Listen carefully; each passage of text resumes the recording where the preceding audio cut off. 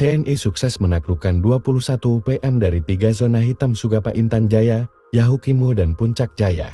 Sukses ini tak lepas dari Jenderal Ahli Siasat Tempur di Hutan Rimba Maijen Luki Avianto. Jenderal Luki merupakan jenderal perang dari Kopassus. Dia kini menjabat sebagai Pas Ahli tingkat 3 bidang Hubin Panglima TNI dan Panglima Komando Operasi Habema. Sebagai sosok yang ahli dalam strategi perang hutan, Presiden Prabowo Subianto dan Panglima TNI Jenderal Agus Subianto menugaskannya di Papua, khususnya wilayah rawan atau zona hitam UPM.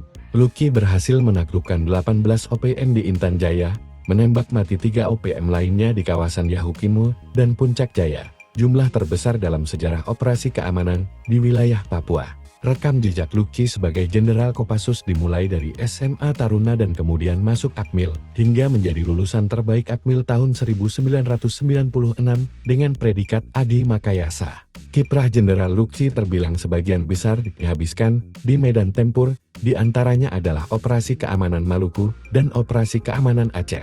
Korps Habema yang dipimpinnya merupakan satuan gabungan pasukan khusus dari 3 matra TNI, yakni Angkatan Darat AD, Angkatan Laut Air, dan Angkatan Udara AU. Satuan ini dibentuk untuk menyelaraskan strategi operasi antara TNI dan Polri dalam menangani konflik di Papua. Anggota Korps Habema terdiri dari prajurit-prajurit pilihan dari satuan elit seperti Kopassus, Kostrat, Marinir, dan Kopasgat. Meski dikenal sebagai Jenderal Tempur, Luki ternyata berusaha menghindari perang.